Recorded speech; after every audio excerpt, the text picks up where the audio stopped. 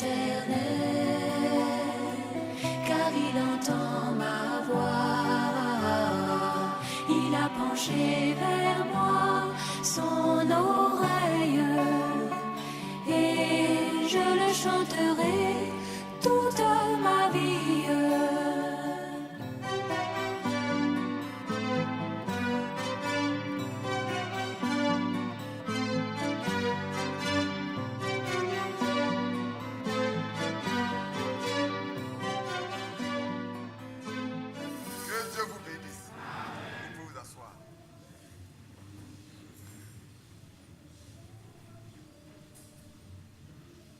J'ai manqué à une prédication. Je demandais aux frères s'ils l'ont enregistré, qu'ils me la fassent écouter. Hier, on était à Grand Laou. J'ai quitté là-bas aux environs de, je crois, 11h, 11h30, si je ne me trompe pas, pour venir m'occuper de la réunion de prière ici. Et après moi, il semble qu'il y a du feu qui a été mis là-bas. J'aimerais bien voir quelle est la teneur de ce feu. Que Dieu te bénisse, mon garçon. C'est pour ça que j'ai fait chanter ce cantique-là. Parce que nous sommes tenus de semer. Dans des conditions bonnes ou mauvaises, difficiles ou pas, notre devoir c'est de semer. Maintenant, il y a un qui fait germer, ce n'est pas nous. Nous, on peut semer. Frère Charles, tu peux te tenir debout. Tu regardes l'assemblée. Voilà mon premier converti dans le message. C'est pas moi qui l'ai converti, hein. Dieu l'a converti. C'est pas moi. Frère Charles, tu peux t'asseoir. Je vais vous raconter les choses, comment ça s'est passé. Mon voisin est un abbé, on a fait le lycée ensemble. Pour vous faire voir que Dieu, il a plusieurs chemins pour nous amener à lui. Et puis son papa est un chauffeur, transporteur qui avait de l'argent. Il veut aller en France. Et je lui ai dit, mais on est ici, au lieu que tu ailles à l'école, toi tu veux aller en France. Est-ce que tu sais que Dieu peut prendre ton papa, là, il l'a enlevé, et puis il va mourir, et puis toi, tu ne vas pas aller en France? Frère, je ne savais pas de quoi je parlais. Le mois n'est pas terminé, son père a fait un grand accident, il est décédé. Et quand on a commencé à rendre témoignage à parler de ça, Charles était là, on était à la fac ensemble. Il était venu dans la maison, puis on en parlait. Et il a écouté, on a rendu témoignage, et il a donné son cœur au Seigneur. La voix du Seigneur là, personne ne la maîtrise. Maintenant ce matin, je vais vous provoquer avant que je ne prêche. Et s'attendre à ce que je vais dire. J'ai le sentiment que notre Dieu a échoué. Mais pourquoi on ne chantait plus? Dieu n'échoue jamais plus depuis que Bamba est parti. Il n'y a plus personne qui a écrit pour demander qu'on chante ça. Jean-Marie, comme tu es venu, tu vas nous faire chanter ça. Oui, oui. Parce que moi, je suis certain que mon Dieu n'échoue pas aussi. Comme depuis Bamba est parti, mon Dieu a échoué. Pour moi, il n'a pas échoué.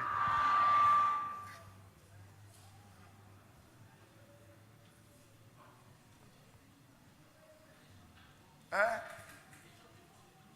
Comment? Ah, vous demandez puis ils ne chantent pas. Et puis les gens ne chantent pas. Mais c'est que peut-être leur Dieu a échoué maintenant. Mais notre Dieu n'échoue pas. C'est un très vieux chant, chanté par les Nigérians. Nous, on a écouté ça depuis des années, on sait. Mais comme c'était devenu tellement nouveau pour certains, et depuis on n'entend plus, alors j'ai dit, mais est-ce que Dieu a échoué au milieu de nous? J'ai le Dieu qui n'échoue jamais. J'ai le Dieu qui n'échoue jamais. J'ai le Dieu qui n'échoue jamais. Il n'échoue jamais. Il n'échoue jamais. J'ai le Dieu qui n'échoue jamais. J'ai le Dieu qui n'échoue jamais. J'ai le Dieu qui n'échoue jamais.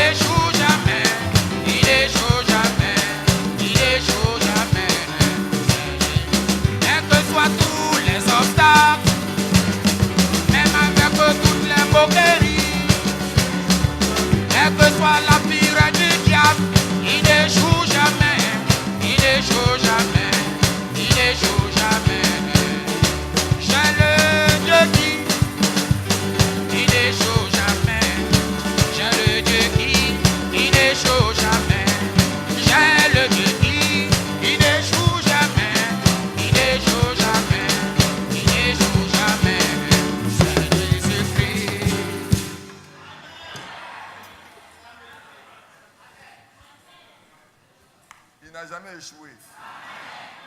Le Dieu que nous avons, c'est Jésus-Christ. Il n'a jamais échoué. Donc on ne peut pas arrêter de chanter sa gloire et sa victoire.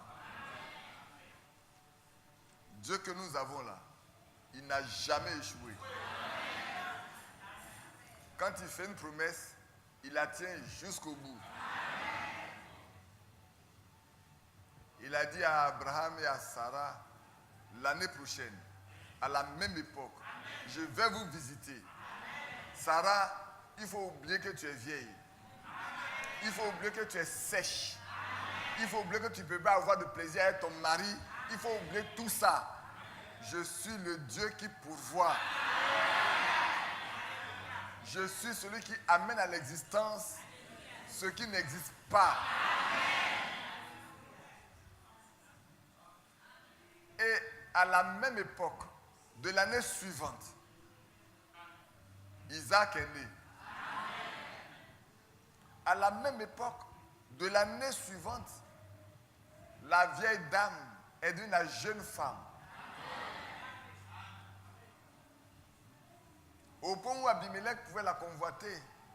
Ouais, ce n'est pas sa femme. Il la désire, il dit, mais attends. On lui dit, mais tu vois, mais il y a un monsieur qui est arrivé ici avec sa soeur là. Il dit, c'est sa soeur. Mais le roi, tu ne peux pas la laisser. C'est toi qui dois la voir comme femme. Abimelech, dans ton royaume là, il y a un monsieur qui est arrivé avec une jeune femme. Mais elle est très belle. C'est toi qui dois la voir pour femme. Abimelech s'empresse de la prendre. Mais Abraham dit à Sarah, il ne faut pas le dire sur ton mari, hein, parce que sinon ils vont me tuer à cause de ta beauté. Dis-le que je suis ton frère. C'est vrai que c'est sa demi-sœur, mais c'est sa femme. Mais comme Dieu, il ne choue jamais. Quand Abimelech l'a prise, la nuit même il a dit à Abimelech, tu es un homme mort. Si tu touches à cette femme-là, tu es un homme mort. C'est la femme de cet homme. Rends-lui sa femme. Et va le voir pour qu'il prie pour toi parce qu'il est mon prophète. C'est Dieu, le Dieu du haut des cieux que nous servons là. C'est lui qui a dit à Abimelech, va. Cet étranger qui est chez toi là, c'est mon prophète. Rends-lui sa femme et qu'il prie pour toi. Sinon tu es un homme mort. Bien-aimé, c'est beau de marcher avec lui. C'est beau de le connaître. Et de savoir également qu'est-ce qu'on est pour lui. Alléluia. Non seulement nous devons le connaître, mais nous devons savoir également, nous, qu'est-ce que nous sommes pour lui. C'est important. Ce matin, on va me parler un peu. Je vous ai promis. Je parlais hier, mon frère Isaac n'était pas là. Je disais, bon, mais quand le Seigneur voudra, je vous parlerai de la lettre circulaire de 79, la lettre circulaire 18. Et puis le soir, mon papa m'a dit, mais tu veux continuer? Mais si tu ne vois pas d'inconvénient, je vais continuer. Sinon, tu continues. Il dit, bon, continue. Je dis, bon. Donc, je vais tenir ma promesse. Cette vieille lettre circulaire de 79, c'est tellement riche. C'est tellement riche. Qui l'a lu déjà? Hier, j'en ai parlé, qui a tenté d'aller lire ça hier soir. Toi, tu es vieux comme moi, plus que moi, dans le message. Bien-aimés frères, hier, je disais à nos frères, à nous ceux qui étaient là, ceci. Qui a mangé ce matin va devenir? N'ayez pas honte, hein? Moi-même, j'ai mangé. Voilà. Moi, j'ai bu une tasse de lait avec un cornflakes pour ne pas trop être lourd. C'est plus quelque chose de léger. Mais qui a mangé? Lève la main. Levez la main. Vous avez peur de lever la main. Qui va manger encore à midi?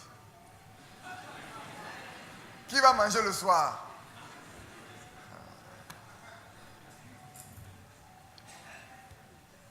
Parce que si on ne mange pas, à un moment donné, on va maigrir. C'est pas vrai. On va maigrir physiquement. Mais c'est ce que vous faites à votre âme. Vous faites la même chose avec votre âme. Je sais, il y a longtemps, j'ai dit ça. Hier, j'ai dit ça, mais j'ai répété ça. Vous savez, frère, la Bible, avant, c'était un livre d'histoire. Pour les chrétiens même. La Bible n'était pas un livre d'actualité pour eux. Mais pour nous, qui avons reçu ce message, la Bible n'est pas un livre. Ce n'est pas seulement un livre. C'est de la nourriture pour nos âmes.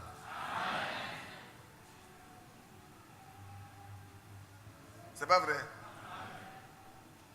Ou bien je me trompe? Si je me trompe, dites-moi. Hein?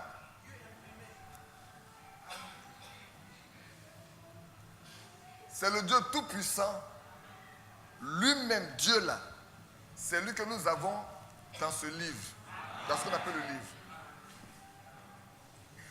Les Écritures nous disent, au commencement, Dieu, la parole était avec Dieu.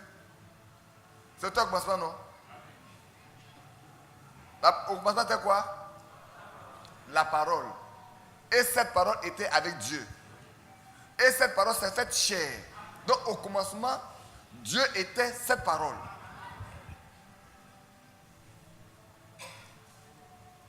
Plus tard, cette parole qui est Dieu est devenue un écrit.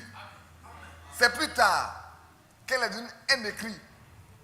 Parce que si elle n'est pas écrite, on ne peut pas avoir accès à ça. Pour que nous ayons accès à ça, Dieu l'a fait écrire. Pour que nous l'ayons. Et cette parole a été faite chair et habité parmi nous. De sorte que ceux qui acceptent cette parole-là, elle leur donne le pouvoir de devenir eux aussi enfants de Dieu. Pour entretenir nos âmes. Frères, nous ne pouvons pas nous priver de ça.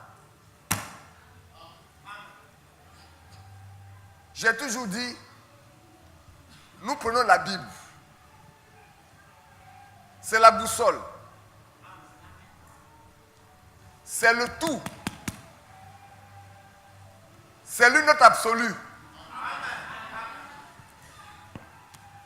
Quand nous ne comprenons pas, nous revenons un peu en arrière. Nous prenons la brochure. Parce qu'en cette fin des temps, Dieu a parlé par la bouche d'un homme pour nous éclairer ce livre que beaucoup lisent qui ne comprennent pas. Et quand nous avons lu ce livre, nous avons lu les brochures que les choses coincent, nous retenons à la circulaire pour que les choses deviennent plus claires pour nous. Parce que après le prophète, Dieu a donné un docteur pour rendre ça digeste. Mais frère, si nous ne méditons pas ça, si nous ne lisons pas, il n'est pas possible que notre âme soit nourrie.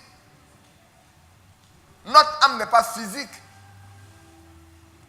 Il est immatériel. Mais il se nourrit de quelque chose qui est immatériel. Est-ce que ce que je dis là pour attraper ça? Non. Je prononce la parole. Mais cette parole-là, elle est en elle la vie.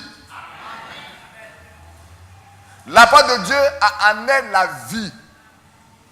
C'est pour ça que quand elle frappe notre tympan, qu'elle descend dans nos cœurs, elle crée en nous la vie de Dieu. C'est vrai. Le Seigneur a dit, ma parole est esprit et vie. Elle est esprit et vie. Et c'est tellement important que nous restions accrochés à ça. C'est de la nourriture. Qu'est-ce que Dieu a dit à Frère Branham? Emmagasine la nourriture. Les gens auront faim à un moment donné. Non pas une faim de la nourriture physique, mais d'entendre la véritable parole de Dieu. Et Frère Branham de dire, cette nourriture-là, Ce sont les prédications qui sont enregistrées sur des bandes magnétiques. Ainsi, frères et sœurs, lisons, prions et demandons au Seigneur de nous instruire afin que notre âme soit forte. Alléluia. Que son nom soit béni.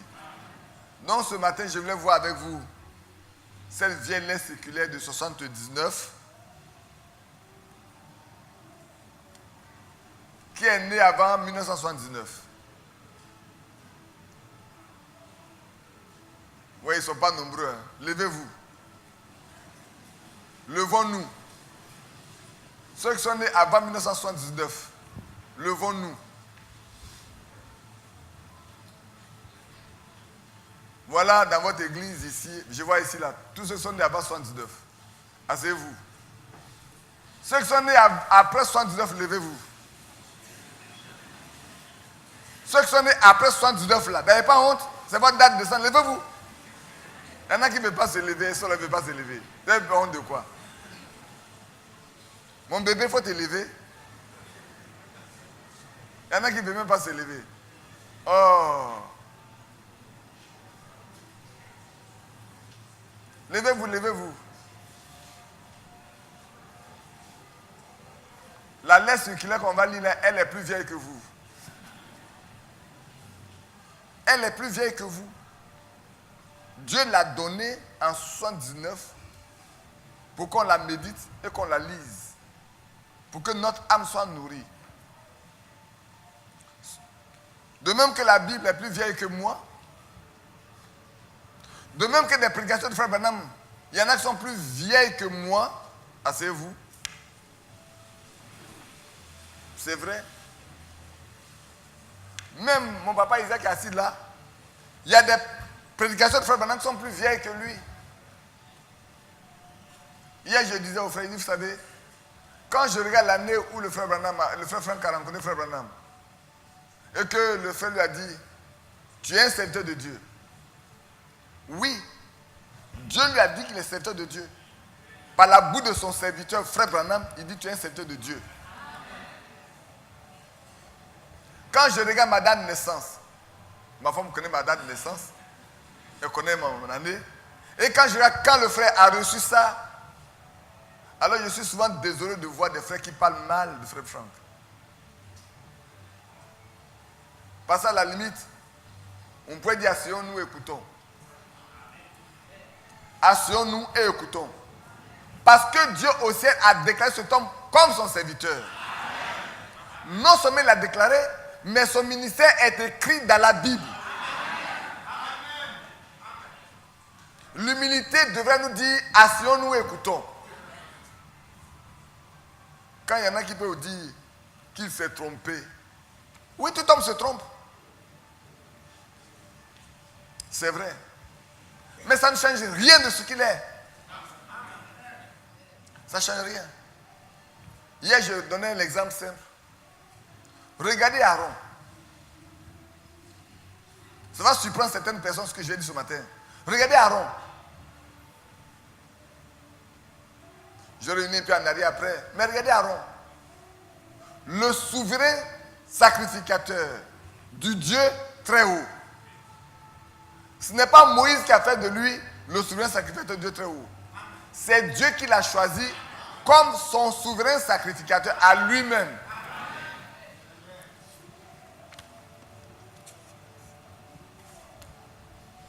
Mais vous savez ce qu'Aaron a fait? Aaron a fait la pire des choses qu'on puisse faire sur la terre contre Dieu. Il a élevé un veau d'or. Et il a dit au peuple d'Israël, voici votre Dieu qui vous a fait sortir de l'Égypte. Cependant qu'il a trouvé son frère Moïse dans le désert, est-ce qu'il a vu Dieu? Malgré son état d'esclave, Dieu lui a donné la possibilité de trouver Moïse dans le désert. Quand il a parlé à Moïse, il dit, voilà ton frère Aaron qui arrive. Tu seras pour lui un Dieu et lui, il sera prophète pour les autres. Mais cet homme que Dieu a choisi comme son souverain sacrificateur a commis le plus grand péché en élevant une idole. Dieu l'a rejeté comme souverain sacrificateur. Dieu a dit à Moïse, dis-lui peut-être souverain sacrificateur. Non. Les voies de Dieu sont insondables. La Bible dit, les appels et les dons là que Dieu donne, Dieu ne peut pas se repentir de ça. Si Dieu a fait quelqu'un son serviteur, il a déclaré son serviteur, ça ne regarde que lui et lui seul. Alléluia. De sorte que nous devons marcher humblement devant la face de Dieu. Que son nom soit béni. On va lire cette vieille lettre séculaire là, qui contient beaucoup de trésors, beaucoup de richesses. Quand j'ai commencé à le relire, je pense pas que je vais finir ça ce matin. J'étais encore moi-même bien nourri, mais je ne suis pas rassasié. J'ai encore faim. Alléluia. C'est riche, il y a beaucoup de vitamines dedans. Il y a beaucoup de reproches. Il y a beaucoup de moyens pour marcher avec Dieu. Il y a beaucoup de choses qui nous disent qu'est-ce qu'on va faire, qu'est-ce qu'on ne doit pas faire. Comment il faut le faire pour plaire à Dieu. On va le lire ensemble simplement. Et il y a des choses dedans qui sont tellement merveilleuses qu'on va les découvrir ensemble. Pour cela, on lit, je vais lire avec vous ce qu'il a utilisé comme passage d'introduction, qui se trouve dans Colossiens, le chapitre 1, du verset 9 jusqu'au verset 14. C'est un passage qui m'a toujours intéressé, parce qu'il y a beaucoup de choses dedans. C'est l'apôtre Paul ici qui parle. Il dit, c'est pour cela que nous aussi, vous savez, ce n'est pas Paul qui a prêché aux croyants de Colosse, ce n'est pas lui.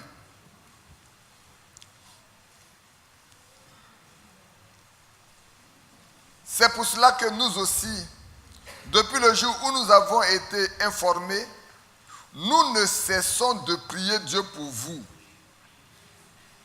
Alléluia. C'est merveilleux. C'est le devoir des serviteurs de Dieu de prier pour tous ceux qui sont convertis. Oui, frère. On ne doit pas s'arrêter seulement à prêcher. Il n'est pas question seulement de parler aux gens. Mais il faut aussi prier pour les personnes à qui on parle. Pour que ce que nous disons, Dieu puisse les aider à comprendre et à vivre cela. C'est pour ça que l'apôtre Paul ayant appris que ces hommes-là aussi ont cru, il s'est fait le devoir de prier pour eux. Et ce que nous demandons, c'est que vous soyez remplis de la connaissance de sa volonté. Alléluia. La préoccupation de Paul ici pour les Colossiens, c'est qu'ils connaissent la volonté de Dieu. Frères, sœurs, c'est tellement important. Aucun croyant ne peut plaire à Dieu s'il ne fait pas les choses selon le bon plaisir de Dieu. Si nous ne marchons pas selon sa volonté, nous ne pouvons pas lui plaire. Ce n'est pas possible. Nous devons connaître la volonté de Dieu pour nous-mêmes, pour notre vie, pour notre foyer, pour nos frères, pour nos sœurs, et prier pour que Dieu leur révèle sa volonté. Pourquoi souvent nos prières sont infructueuses? Parce que nous demandons des choses qui sortent de la volonté de Dieu pour nous. Et si nous demandons une chose qui est selon sa volonté, c'est sûr qu'avant même que nous avons demandé, nous l'avons déjà reçu.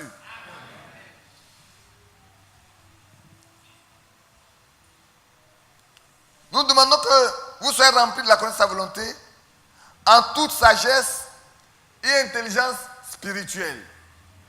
Il fait la différence entre une intelligence charnelle, une intelligence mondaine et l'intelligence qui vient de l'esprit. C'est pour ça que dans le Proverbe écrit, ne t'appuie pas sur ton intelligence, appuie-toi sur la parole de Dieu. C'est important que nous nous appuyions sur la parole de Dieu. Comment le jeune homme rendra-t-il son sentier pur? J'ai une prédication, j'ai appelé ça le secret de la vie. Je ne l'ai pas encore apporté. Le secret de la vie. comment un jeune homme peut-il rendre pur son sentier? Tout à l'heure on a chanté, Dieu m'a lavé, je ne peux plus me relaver avec la boue du péché. Mais comment je peux demeurer pur quand j'ai été lavé une fois dans ma vie? Prenons nos enfants quand on les lave. Partez au village, vous lavez les enfants, vous partez au champ, vous arrivez, l'enfant il est plein de poussière. Il ne sait pas, il ne voit pas l'effort que vous avez fait pour le laver. Vous avez pris du savon, l'éponge, de l'eau. Pour lui, c'est rien, on l'a lavé, tous ses amis vont aller jouer, ils se votent dans la poussière. Ils savent le soir comment le laver. Il y a des chrétiens qui sont comme ça. Il dit le Seigneur les a lavés, mais il se plaît toujours à se vautrer dans la boue du péché. Ici, quand on a été lavé, on doit rester lavé. Pour marcher d'une manière digne du Seigneur et lui être entièrement agréable. Alléluia. Pour marcher d'une manière digne. Oh là là. Je ne sais pas si vous comprenez ce que ça veut dire.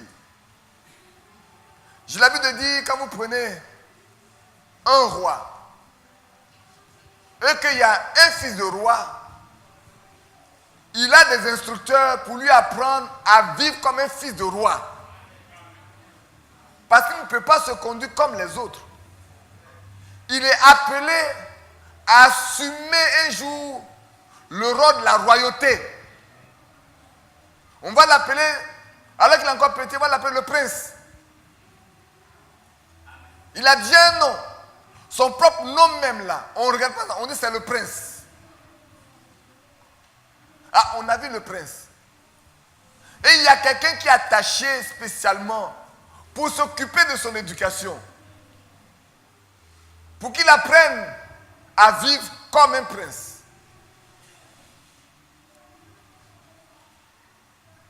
Dans la République, c'est vrai que tout le monde va à l'école. Mais quand des gens sont nommés ministres, ils n'ont jamais été ministres avant. Il y a un système protocolaire que les gens ont établi. Il faut qu'ils soient formés. Même leurs femmes, on leur apprend à recevoir les gens. Ah oui, frère. Je peux demander à Jean-Marie, votre frère, de se lever et pour vous expliquer, même les femmes de Premier ministre, comme elles n'ont jamais été femmes de Premier ministre avant, elles peuvent venir de n'importe quelle région, de n'importe quel domaine, de n'importe quelle, comment j'appelle ça, comment on appelle ça, couche sociale.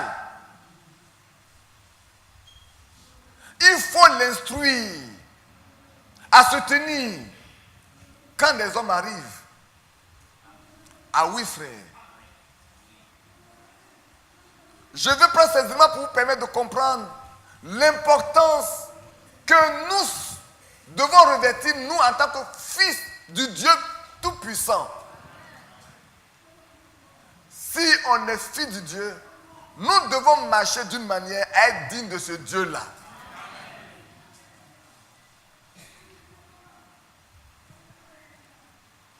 Et c'est ce que l'apôtre Paul dit ici.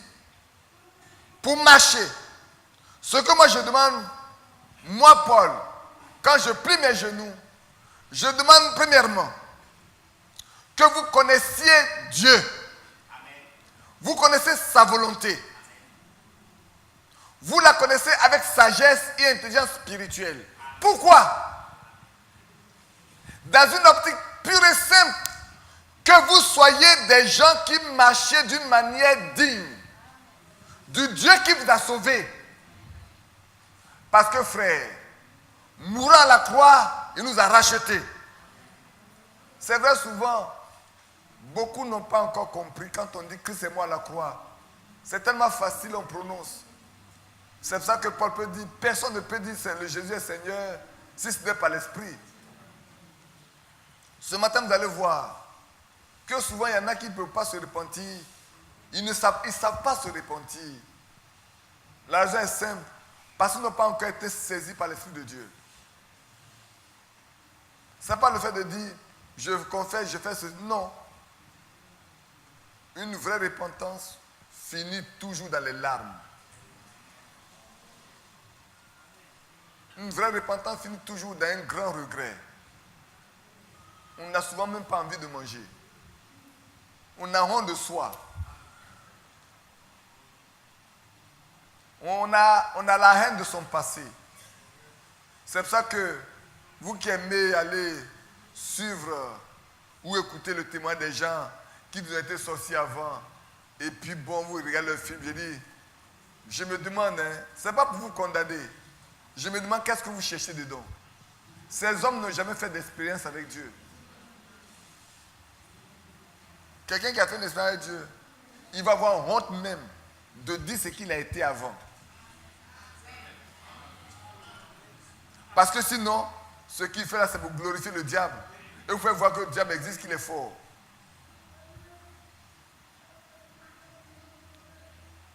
Est-ce que vous avez vu dans la Bible des gens qui sont convertis, qui sont mis à dire, hier avant j'étais ceci, avant j'étais cela? Non, ça n'existe pas. Ça n'existe pas. Même quand vous lisez le témoin de Frère Branham, et ceux qui ont été convertis dans son ministère, regardez, il vous a jamais parlé de quelqu'un qui a eu un témoignage de façon péremptoire, pour employer le mot, pour montrer ceci.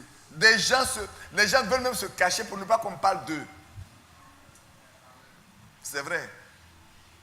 C'est pour ça que je ne sais pas qu'est-ce qu'on va chercher. Des sensations. Il y en a même qui se lèvent, on dit, les gens sont là, ils vont rendre témoin. Il y a des frères, il y a des sœurs. Je n'ai pas employé le mot, je ne peux pas employer le mot. Ils vont s'asseoir là. Vous buvez à quoi? À des citernes crevassées. Alors que nous avons une fontaine pleine de tout.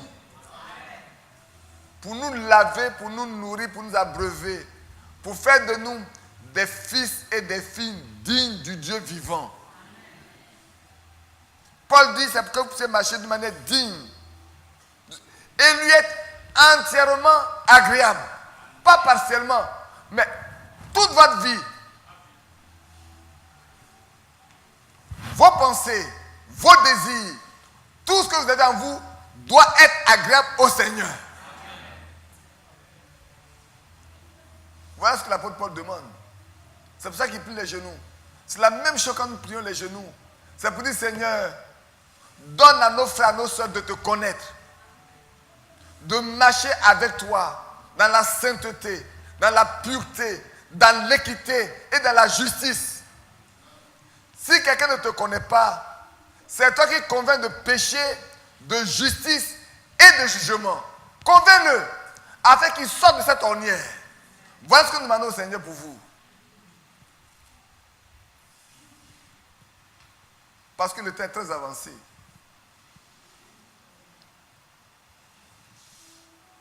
Portant, j'ai cherché plusieurs traductions parce que cette traduction me paraît un peu difficile. Je vais la lire et puis je vais vous donner d'autres traductions. Portant des fruits en toutes sortes de bonnes œuvres. Ailleurs, on dit portant comme fruits toutes sortes de bonnes œuvres.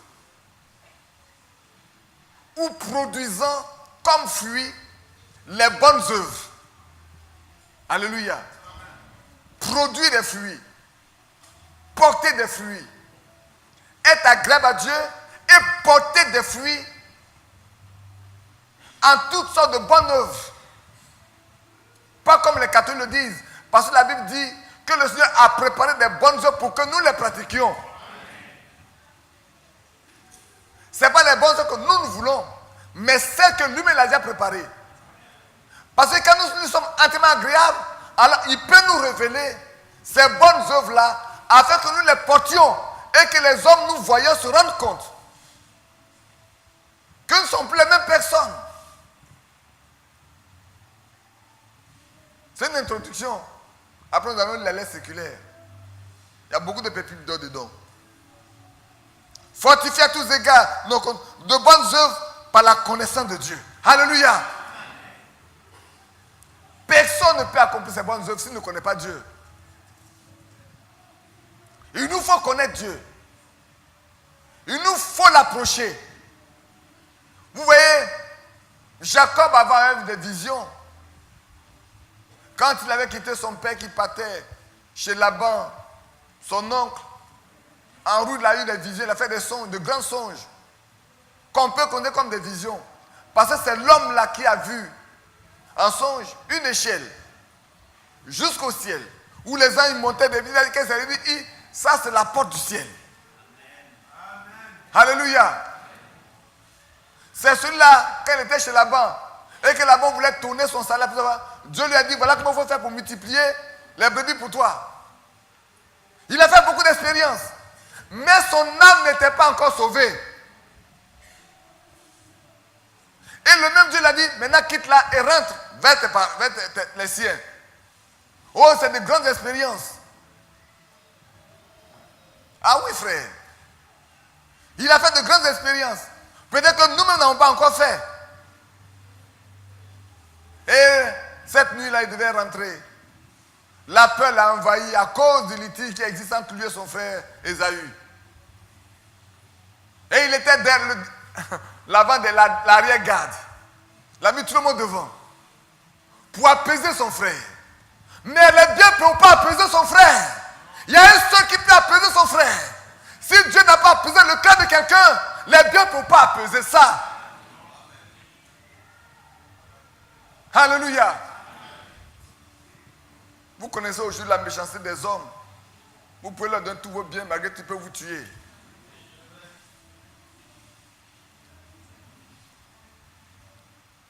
Et puis, là, cette nuit-là, quelqu'un se présente à lui. Peut-être la pasteur de c'est son frère Ésaü qui est venu, la bataille s'est engagée.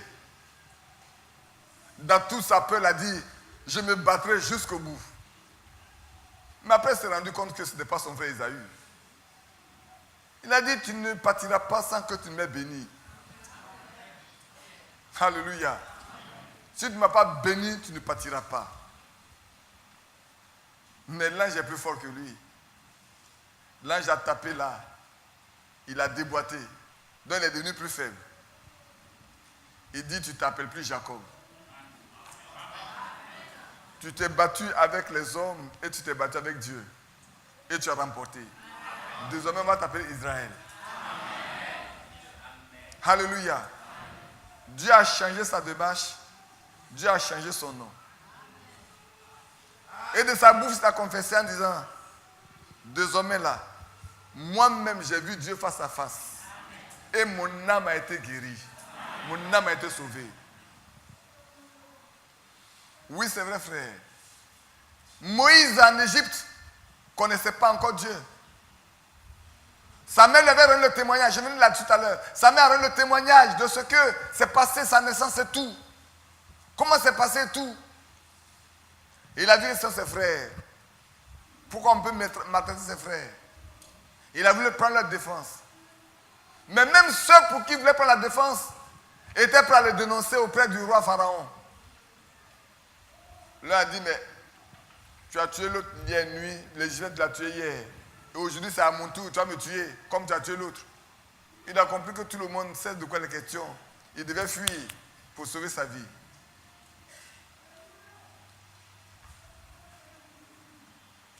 Il est question pour chacun de nous de connaître le Dieu que nous servons.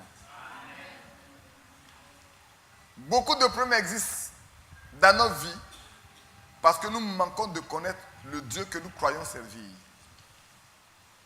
C'est vrai. Fortifié à tous égards par sa puissance glorieuse, en sorte que vous soyez toujours avec joie. Vous soyez toujours et avec joie persévérant et patient. Toujours. Hier encore, j'en parlais de l'autre côté. N'est-ce pas, frère Mathias? Hier encore, on en parlait à Grand Laou. La joie. On en parlerait un peu ce matin. Même hier soir, j'ai fait mention de ça un peu, je crois. La joie. La patience. Oui, c'est vrai. Rendez grâce au Père qui vous a rendu capable. Maintenant, si vraiment ce qu'on va lire maintenant, arrêtons-nous un instant. Hier soir, j'ai fait rire un peu. Mais ici, ce n'est pas le lieu de faire rire. Qu'est-ce que j'ai posé comme question hier? Pour ceux qui étaient là hier soir. À Grand Laou, mon frère Mathieu, c'était là quand j'ai posé des questions. Comme il connaît mes principes, il était là, il regardait les gens lever la main. Il dit, oh, on va voir à la fin. Et puis à la fin, j'ai demandé, après avoir lu les 9 facettes du fruit de l'esprit, j'ai dit qui s'est rendu compte qu'il a un seul. Parmi les 9. Qui avait 2. Qui avait 3. Mais, et même ici, nous on en a parlé déjà, non? Le 9 facettes. Ce matin encore, on va en parler. Peut-être pas ce matin, mais dans cette lettre, on en parlera. Les 9 là, l'amour, la joie, la foi, la paix, la patience, la bonté, la bienveillance. On peut continuer? Qui a l'amour divin? Que Dieu te bénisse. Tu peux te lever? Que Dieu te bénisse. Et la foi. Et la patience. Et la douceur. Pour que tout le monde connaisse que nous sommes doux. Tout le monde sait que vous êtes doux autour de vous. Que Dieu te bénisse. Et la bonté.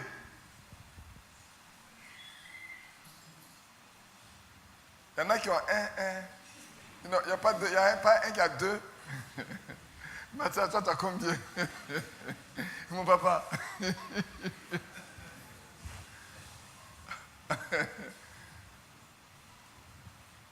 Ce n'est pas de la plaisanterie. Hein. C'est de nous regarder à nous-mêmes. Je ne réponds pas par rapport à quelqu'un. Si quelqu'un répond par rapport à quelqu'un, il se trompe.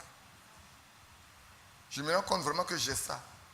Maintenant, si je n'ai pas ça, que je me mens à moi-même.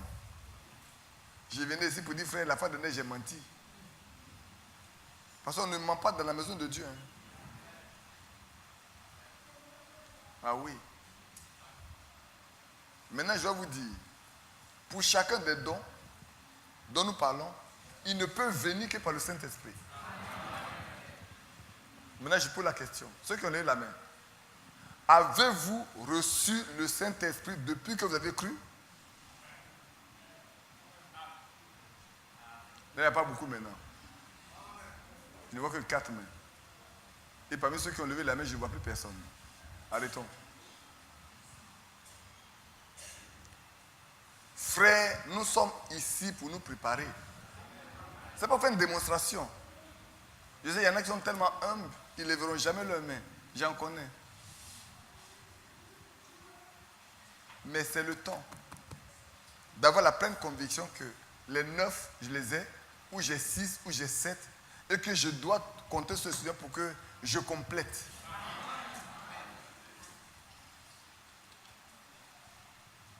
Ah oui, frère. Pour ceux qui doivent enlever, soyez certains, vous l'aurez. Pour tous ceux qui seront enlevés là, Dieu le donnera. Maintenant, nous allons revenir tout de suite. Terminons. Rendez grâce au Père qui vous a rendu capable d'avoir part à l'héritage des saints dans la lumière. Il nous a délivrés de la puissance des ténèbres et nous a transportés dans le royaume de son Fils bien-aimé, en qui nous avons la rédemption, le pardon des péchés. Alléluia. C'est un passage tellement riche. Mais comme j'ai dit que je vais vous lire la lettre circulaire, je vais lire avec la lettre circulaire pour interrompre un peu ça, pour voir exactement qu'est-ce que Frère Franck a développé. Qu'est-ce que Dieu a mis sur sa plume? Qu'est-ce que Dieu a mis sur sa plume quand il écrivait? Comment il a été conduit à écrire? Et comment cela peut nous aider aujourd'hui à plaire à Dieu sur la base de ce qui est écrit?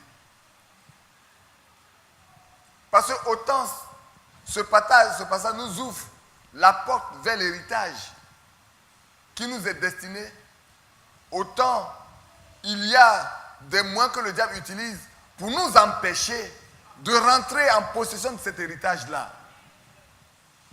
Donc quand je prends la lettre, vous pouvez aller demander aux frères de vous les tirer. Hein. Je pense qu'il en est sur le site de l'église. Ces vieilles lettres circulaires existent là-bas, je crois. Vous pouvez aller tirer ça. Après avoir lu ce passage, je lis, après que par la grâce de Dieu, nous ayons saisi l'ensemble du plan du salut que nous apporte la publication de la parole prophétique. Qui connaît la parole prophétique? Qui sait que nous avons la parole prophétique? Nous avons la parole prophétique. Parce que dans la religion, comme j'avais dit une fois, eux, ils n'ont pas de parole prophétique.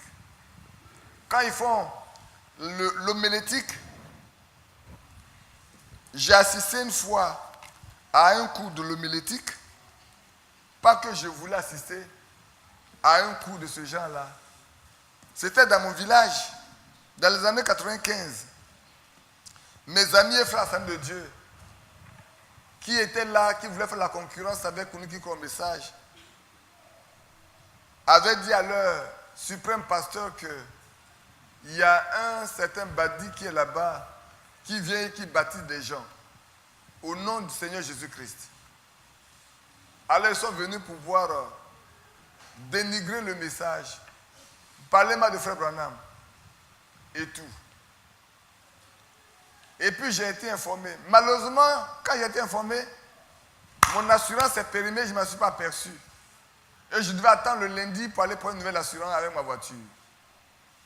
Donc a priori, je ne pouvais pas assister à cette réunion-là.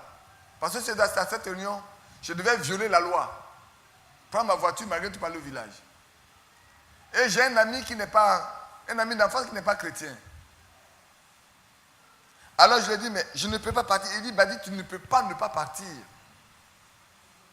Si on doit parler de ta foi dans ce village, tu es tenu d'être présent.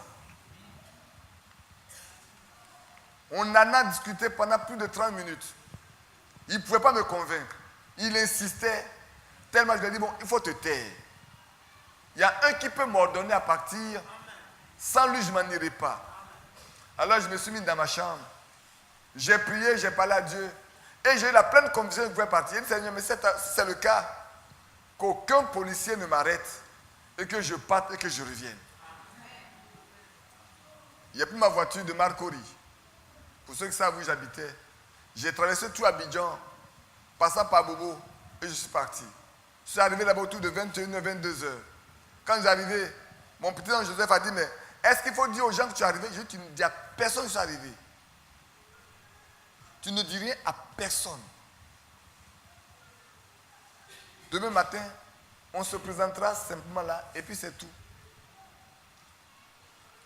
Frères, écoutez-moi bien. Ce que je vous dis ce matin, au jour du jugement, vous le verrez écrit comme la vérité. J'ai la Bible avec moi. Je n'ai pas besoin de vous raconter des histoires. Et même si vous voulez demander à Joseph, il est encore vivant. Je pense que sa femme doit être ça ce matin ici, certainement. Parce qu'on était ensemble à Grand Laou hier. Et j'ai mangé, je me suis couché. Le matin, parce qu'ils avaient décidé que si je viens maintenant, je ne peux plus prêcher. Ils vont toujours m'empêcher de prêcher. Et puis ce matin, je me suis levé, comme je le fais habituellement. J'ai fini de prier et je me suis assis, il n'y a plus ma Bible. Et puis la voix me dit, ce matin, tu te tiendras au milieu d'eux et tu leur parleras de ma part. J'ai dit, non Seigneur, je ne suis pas venu pour prêcher. Je suis fatigué, je viens écouter ce qu'ils ont à dire. La deuxième fois, la voix revient encore. Ce matin, tu te tiendras au milieu d'eux et tu leur parleras de ma part. Je me suis tué, je me suis levé. J'ai dit, ma sœur, fais-moi manger. Habituellement, quand je vais prêcher avant, je ne mangeais pas. J'ai dit, ma sœur, fais-moi manger. Comme ça, je vais être très lourd, je ne vais pas prêcher. Frère, vous ne pouvez pas empêcher Dieu de faire ce qu'il veut. Amen. Elle m'a fait du poisson braisé. Matin, là, je me suis mis, j'ai mis de la ticket bien sûr, bien remplie. Et quand elle est arrivée, nous sommes partis nous asseoir dans l'église. Je suis assis au coin comme ça, avec ma Bible à la main, je lisais. J'étais assis, les gens m'ont vu entrer. Ils se sont demandé qu'est-ce qui va se passer ce matin. J'étais assis tranquillement. Je ne parlais pas, je lisais ma Bible.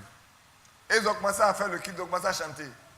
Parce que le pasteur, il y a deux pasteurs qui devaient arriver. Le pasteur d'Alépé et celui qui est le pasteur de la région qui est à Bobo devait venir.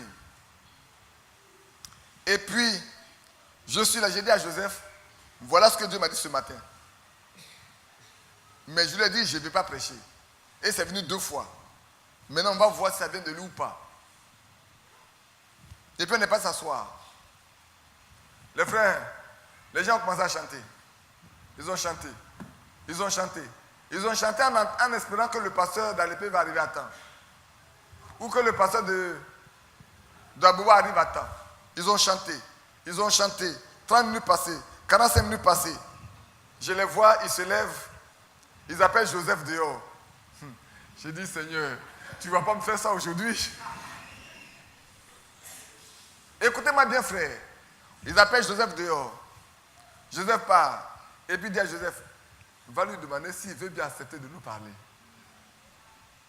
Joseph, quand j'ai vu Joseph venir vers moi, je me suis levé. Je l'ai conduit dehors. Il dit, frère, les frères demandent que tu leur passes si tu veux bien. J'ai dit, Joseph, écoute-moi. Pour que tu saches que Dieu est avec moi. Quand je finirai de prêcher, on sortira. Je saluerai 1, 2. Quand tu me verras en train de me mettre dans la main de la 3e personne, la voiture de leur passé, ça s'arrêtera là. Mais tu sauras en ce moment-là que Dieu les a vaincus, que la réunion n'aura pas lieu. Vous êtes surpris? Je suis allé. Je suis monté en chair. J'ai parlé pendant 45 minutes. Le pasteur n'était pas encore arrivé. J'ai mis fin à la réunion. On est sorti. Je vous parle devant Dieu, frère. J'ai salué le premier. J'ai pris Joseph exprès avec moi pour qu'il voie. J'ai salué le premier. Le deuxième. Quand j'ai tendu ma main, on dit voilà le pasteur. J'ai tendu ma main, j'ai serré sa main. La voix du pasteur, c'est là. J'ai dit, Joseph, tu as compris? Rentrons à nous asseoir. La réunion ne va pas avoir lieu. On va s'asseoir. Le pasteur arrive. En même temps, le pasteur d'Abobo arrive. Il va faire l'homilétique. C'est là que j'arrive à apprendre ce qu'on appelle l'homilétique. Dans l'homilétique, ils enseignent les messages commentaires progressifs. Le message textuel, commentaire, le message bibliographique et le message expositoire à texte multiple. J'ai écrit ça dans ma Bible depuis ce jour, je l'ai gardé. Je n'ai pas vu le message prophétique. J'ai dit, nous on est privilégiés. Maintenant, je termine mon histoire et puis je reviens à mon texte. Quand il a fini de prêcher son homilétique, maintenant il dit, il y a un certain badi qui semble troubler l'église dans ce village. C'est pour ça qu'on est venu. J'ai dit, je suis badi. Il dit, non, c'est pas palabre, je ne suis pas venu faire palabre, c'est pas moi qui devais venir. Il y a quelqu'un d'autre qui devait venir, mais comme il n'a pas pu faire ça, je suis venu. J'ai ma tête baissée. Non, comme c'est comme ça, on fait plus, on ne fait pas d'histoire, la réunion est terminée. La réunion est terminée. Je suis assis là attendant. Ils sont tous sortis de la salle. Ils sont partis chez le grand frère de Joseph, où moi-même quand je vais, je loge, pour aller manger. J'ai attendu que tout le monde parte. Plus de 30 minutes après, j'ai pris mes clics, mes claques. Je suis allé les trouver là-bas. Dès que je me suis assis, ils m'ont vu, ils sont sortis. Ils sont revenus dans la salle. On est venu me dire, là, ils sont venus pour se concerter. J'ai dit, moi, je ne vais plus là-bas. Dieu m'a donné la victoire. Vous savez, l'église de la Sainte de Dieu dans mon village est cassée. Depuis ce jour, cette église n'a plus prospéré dans ce village jusqu'à aujourd'hui. Frères, nous avons un grand privilège. Nous avons le message prophétique. Ce message, Dieu nous l'a donné par un prophète. C'est pour ça que quand nous disons je crois que c'est dans 2 Pierre, laissez-moi revenir là, dans 2 Pierre, regardez bien, dans 2 Pierre, 1,19. Oui, c'est ça. Je suis dans 1 Pierre, ouais, je cherche, alors que au lieu dans 2 Pierre, dans 1 Pierre, je cherchais. Dans 2 Pierre. Et nous tenons pour d'autant plus certaine la parole prophétique à laquelle vous faites bien de prêter attention. comme à une lampe qui brille dans un lieu obscur. Alléluia. Frères, ceux qui ont ce message, dans ce type de message-là, ils marchent dans l'obscurité. Ils n'ont aucune visibilité. Parce qu'ils ne savent pas ce qui va arriver demain. Ils ne savent pas le plan que Dieu fait. Mais à nous, Dieu nous a donné des jalons dans sa parole. De sorte que nous marchons, nous regardons ces jalons-là. Chaque fois qu'un s'accomplit, nous disons, Seigneur, merci, nous avançons avec. Nous ne marchons pas dans l'obscurité. Le temps est bien obscur, mais nous avons la lampe avec nous. Vous faites bien de prêter attention, comme à une lampe dans un lieu obscur, jusqu'à ce que le jour vienne apparaître et que l'étoile du matin se lève dans vos cœurs. Alléluia. Un matin, ça sera pour toujours. Le Saint-Esprit va tomber sur l'église tout entière. Et le réveil va commencer. Et puis ils seront portés à la perfection. Et puis nous allons prendre l'enlèvement. Je me donne encore 20 minutes et puis on arrête, puis dimanche prochain on va poursuivre. Donc je reviens à ma lettre circulaire. Après que la grâce nous a été... Donc l'ensemble du plan du salut que nous apporte la publication de la parole prophétique. Le Seigneur veut nous rendre capables d'entrer en possession de notre héritage. Il était d'abord nécessaire que soient publiées les doctrines bibliques comme fondement pour l'édification de l'Assemblée du Seigneur. Qu'est-ce que Frère Franck dit ici pour vous qui êtes jeunes? Qu'est-ce qu'il dit ici? Regardez bien. Avec les dénominations, il n'y a eu que des fausses doctrines. Le faux baptême du Saint-Esprit. Parce que quand tu prends les pentecôtistes, oh là là, si tu parles en langue, tu as le Saint-Esprit. Celui qui ne parle pas en langue, il n'a pas le Saint-Esprit. Les miracles sont terminés, il n'y a pas de miracle. Le ministère qu'on connaissait, c'est uniquement le ministère pastoral. À la limite, on connaît un peu les évangélistes. Mais le ministère de docteurs, de prophètes, d'apôtres, ça n'existait plus. Oui, frère. Et il a fallu que Dieu vienne par ce ministère pour nous ramener à l'ancienne doctrine, au fondement prêché par les apôtres, dans lequel nous avons le vrai baptême.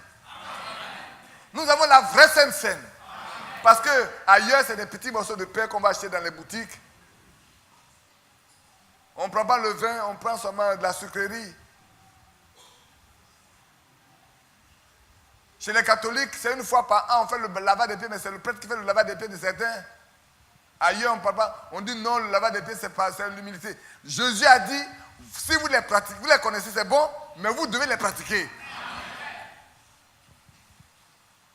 Le vrai baptême, au nom du Seigneur Jésus-Christ, et par immersion, non pas quelques gouttes d'eau sur le front.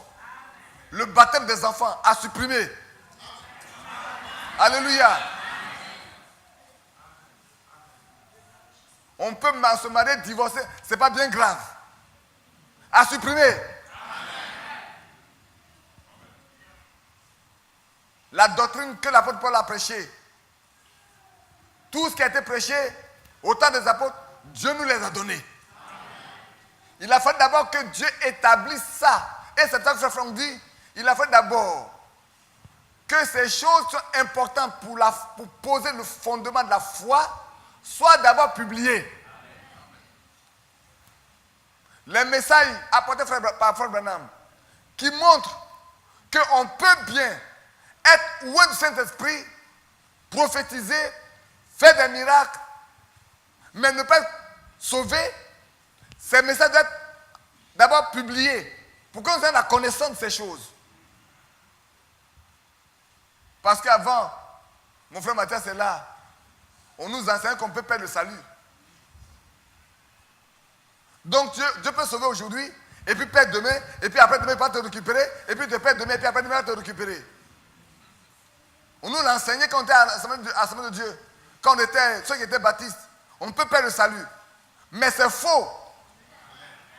Quand Frère Branham parlait du salut éternel, les gens disaient c'est pas possible. Le salut est éternel. Pourquoi?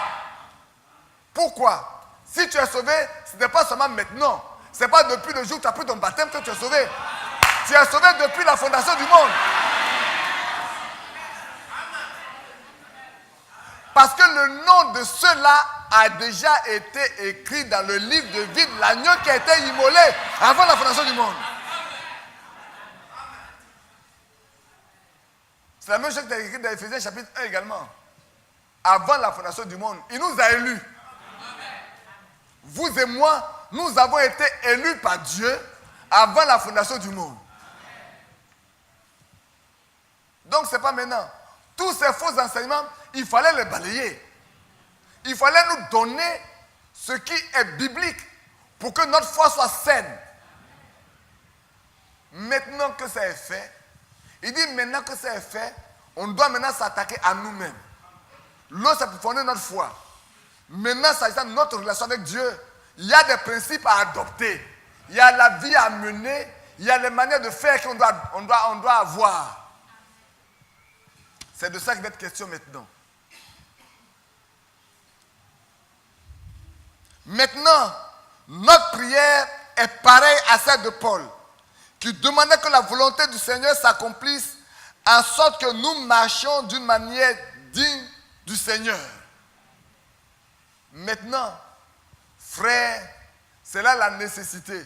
Pour tous les sénateurs, je regarde Ali, je regarde Mathias, je regarde Frère Isaac, moi-même, et les frères qui ont été présentés ici. Notre préoccupation aujourd'hui doit être que nous restons devant le Seigneur pour que ceux que le Seigneur nous a confiés comme ouailles puissent vivre une vie sainte, une vie pure et être dignes de Dieu.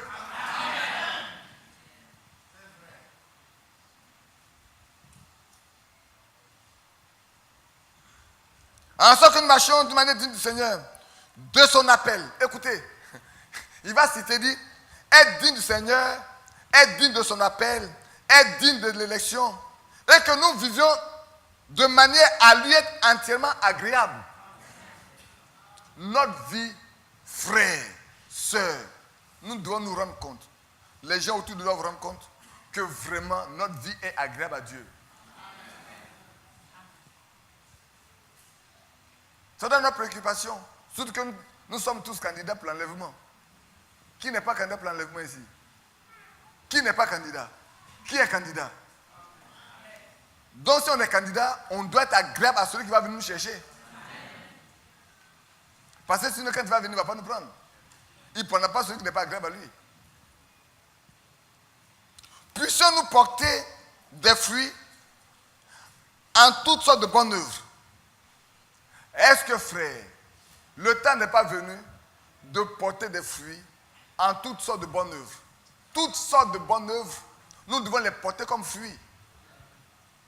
Toutes les bonnes œuvres que Dieu a pratiquées, que Dieu a préparées pour nous, nous devons les porter aujourd'hui.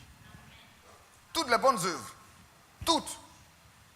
C'est le temps où le croyant doit être capable de porter, de prier Dieu pour dire, Seigneur, quelles sont les bonnes œuvres que tu as préparées pour nous? Pour moi, pourquoi je peux les porter? Maintenant, je reviens un peu en arrière. Quand j'arrive là où je parle de porter des fruits, vous allez vous rendre compte que, je ne sais pas si c'est ici, ou quelque part, Frère Franck dit, nous sommes tous, ça doit être devant ici. Quand je vais arriver là-bas, je vais revenir un peu en arrière, pour revenir pour vous montrer que chacun de nous, je ne comprends pas mon papa ici. C'est l'un des vieillards de l'église. Jusque là, passons par là, allant comme ça. Chacun de nous est porteur de promesses. Chacun de nous est porteur de promesses. Et je vais vous montrer pourquoi vous êtes né dans telle famille, non pas dans telle autre. Pourquoi Moïse devait naître dans telle famille et non pas dans une autre famille. Pourquoi Paul devait naître dans telle famille et pas dans une autre. Et pourquoi vous devez naître dans telle famille et pas dans quelqu'un d'autre. Jean-Marie, tu verras pourquoi tu es né dans cette famille-là. Et pourquoi tu n'es pas né ailleurs. Pourquoi Isaac devait être le fils de Sombo, Ngessa. Et pourquoi il doit être le premier né? Le premier. Oui, frère, Nguessan Sombo. Pour qu'il puisse comprendre que c'est lui, pourquoi lui il est le premier de tous ses frères. Nous sommes porteurs de promesses. Autant dans la vie courante, dans nos maisons, que dans l'église. Là, vous êtes surpris. Je poursuis. Croissant par la connaissance de Dieu et en cet instant même, puissions-nous être armés de force et de ferme persévérance à tous égards. Alléluia. Frères, je reprends. Puissions-nous porter des fruits en toutes sortes de bonnes œuvres, croissant par la connaissance de Dieu, grandissant parce que nous connaissons le Seigneur. Quand nous sommes encore au lait, nous sommes bébés. N'est-ce pas? Quand nous sommes bébés, nous sommes encore au lait. Mais au fur et à mesure que nous grandissons, on nous donne la nourriture solide. Des choses solides sont données. Et pour que nous grandissons, et ça nous permet de connaître mieux Dieu de plus en plus. Et nous grandissons, et nous croissons, et nous pouvons accomplir sa volonté. Mais quand on est bébé dans la foi, il y a des choses qu'on ne connaît pas. Même il y a des choses qu'on pense qu'on doit faire, on peut faire. Alors que les choses, on ne peut pas le faire. Le Seigneur nous fait grâce. Parce qu'il sait que nous marchons par ignorance. Mais au fur et à mesure que nous grandissons, il nous apprend à voir certaines choses qu'auparavant nous comprenons, nous ne voyons pas. Et puis on les voit aujourd'hui. Parce que je vous dis, il y a des gens qui peuvent commettre des péchés sans savoir que c'est des péchés. Ils ne voient pas que c'est un péché. Jusqu'au jour le Seigneur lui rappelle que ça là, on ne fait plus ça. Puissions-nous être armés, avoir les armes spirituelles, armés de force et de faire persévérance à tous égards. Maintenant, il s'agit de notre participation à l'héritage des saints. Alléluia. Vous êtes fatigué? Si vous êtes fatigué, me dites j'arrête tout de suite. Il ne reste que 10 minutes.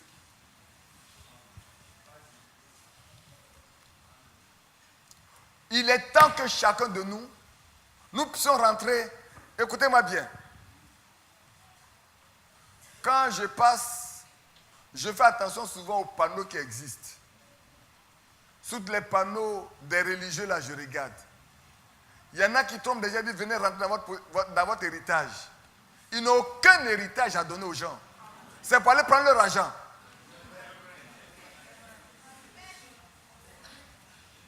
C'est pour leur raconter des histoires et puis pour que les gens leur donnent de l'argent. Mais notre héritage, il est spirituel. Quand Abraham a offert Isaac et que Dieu a vu l'obéissance d'Abraham, qu'est-ce qu'il a dit? Je vais le lire avec vous.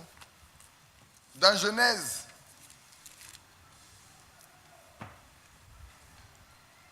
Dans Genèse 22, verset 15. L'ange de l'Éternel appela une seconde fois Abraham des cieux et dit, je le jure par moi-même, parole de l'Éternel, parce que tu as fait cela et que tu ne m'as pas refusé ton fils, ton unique, je te bénirai. Je multiplierai ta postérité comme les étoiles du ciel et comme le sable qui est sur le bord de la mer. Et ta postérité possédera la porte de ses ennemis. Dites-moi, cette parole n'était pas accomplie à la lettre? Les pays des Judésiens, des Phérésiens, des Amoréens, qu'il a promis, des Cananéens, chaque territoire que Dieu a promis à Abraham, le peuple d'Israël, la postérité d'Abraham a pris possession de chacune de ces terres.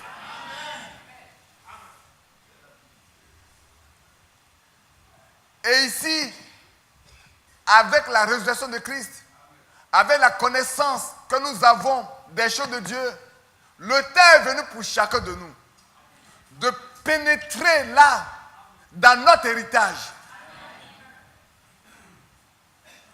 Les premiers saints en ont goûté, à notre tour, qui sommes à la fin, de prendre possession de ça. Il s'agit de notre participation à l'héritage des saints dans la lumière. C'est notre placement. Alléluia. Vous savez, frère, maintenant, on va parler de l'adoption et du placement. On doit arriver à un stade où nous sommes remplis de Saint-Esprit et nous marchons comme Paul a marché, au point où on peut poser juste un mouchoir sur mon papa Isaac, et puis on prend le mouchoir pour aller poser sur quelqu'un qui est possédé, et puis le démon sort. C'est vrai qu'aujourd'hui encore, le Seigneur fait beaucoup de choses au milieu de nous. On peut prier sur les pochettes, on va poser ça sur les malades, ils reçoivent la guérison. On prie à des gens au téléphone, le Seigneur exauce, c'est vrai. Mais il va arriver un temps où ça ne s'appelle des choses parcimonieuses, ça sert pour toujours que ça va avoir lieu. Et nous devons rentrer dans ça. C'est ça que la question. On ne prie pas pour quelqu'un et puis il va hésiter, il va s'asseoir. Non, on prie pour lui, on lui dit tu es guéri. Maintenant, écoutez bien. On peut prendre quelqu'un pour lui dire frère tu es guéri. Va à la maison. Et puis la guérison ne se prépare pas maintenant. Il y en a pour qui vous priez instantanément et reçoivent la guérison.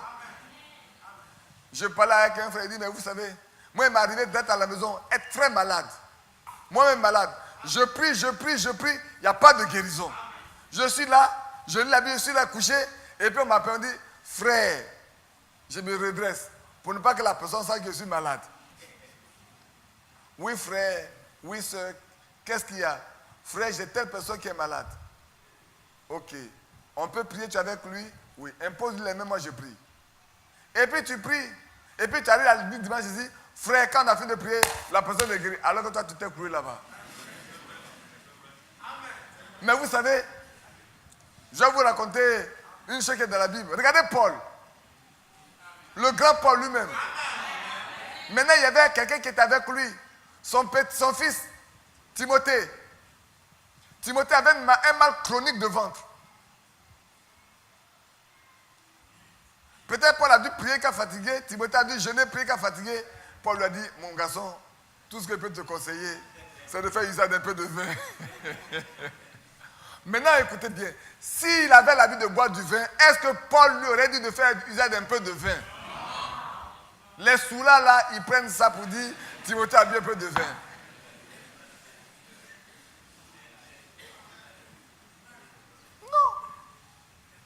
Celui qui n'a pas l'habitude de prendre l'aspirine, on va dire, ton mal là, prends un peu d'aspirine. Mais parce qu'il ne prend jamais l'aspirine. Mais quelqu'un qui prend l'aspirine habituellement, est-ce qu'on va dire, il faut prendre l'aspirine? Non, ça n'a aucun sens. Ça n'a aucun sens. Hein, mon frère, allez. On est dans la bataille, on est dans le champ. On va de l'avant avec. Hein? Donc, on va arriver à ce stade-là, frère. Mais, écoutez-moi bien. Ce n'est pas parce que ça va arriver que tout le monde croira non plus. Quand Frère Branham était encore vivant, où il pouvait discerner ce qui se passe dans la vie des hommes, et qu'il en parlait, il y a des gens qui sont assis dans l'assemblée qui disaient, oh, il lit leur mémoire, il lit leur intelligence, il fait de la télépathie. Même quand il donne d'eau, et qu'il dit telle personne qui est assise là-bas, là, voilà son nom, voilà la maladie qu'il a. Il y en a qui ne croient pas. Au point où un prédicateur de l'évangile a dit, même quand tu ressusciteras quelqu'un devant moi, je ne croirai pas. Il a dit, mais ce n'est pas pour toi, c'est pour les croyants. Ce n'est pas pour les incroyants, c'est pour les croyants. Parce que ce que Dieu fait, c'est pour ceux qui doivent croire. Donc, ce n'est pas le miracle. Ce n'est pas le miracle qui convertit. Hein. La conversion est un don de Dieu. C'est une grâce que Dieu nous fait. De recevoir la conversion. De voir que notre âme souffre, se rend compte qu'elle est perdue et qu'elle a besoin d'un sauveur. Dans l'adoption, en tant que peuple de Dieu. Qui est peuple de Dieu ce matin? En tant que peuple de Dieu, nous sommes porteur de la promesse.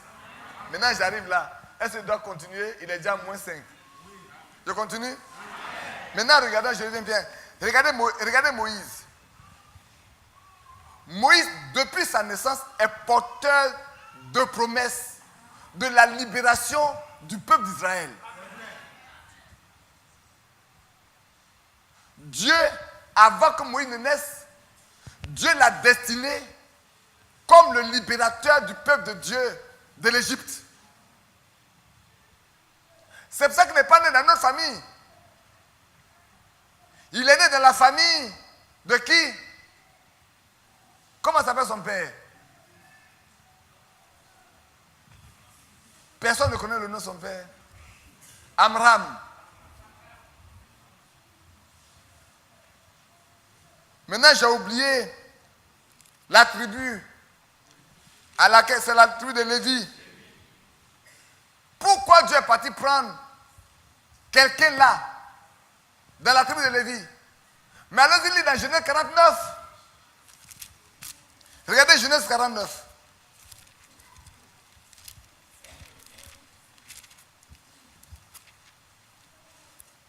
Je vais chercher typiquement Lévi. Parce que là, c'est là où Jacob est en train de bénir ses enfants. Il n'est pas pris dans Juda, il n'a pas pris dans Dan, ni dans Gad. Il a pris dans Lévi. Où est Lévi? Si quelqu'un trouve le verset combien? Le verset 5. Voilà. Simeon et Lévi sont frères. Leurs glaives sont des instruments de violence. Que mon âme n'entre point dans leur conciliabule.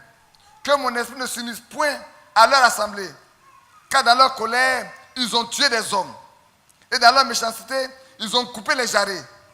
Maudit soit leur colère, car elle est violente. Et leur fureur, car elle est cruelle. Je les séparerai dans Jacob. Alléluia. Je les disperserai dans Israël. Vous ne voyez pas la suite. Dieu n'a pas donné de possession à Lévi.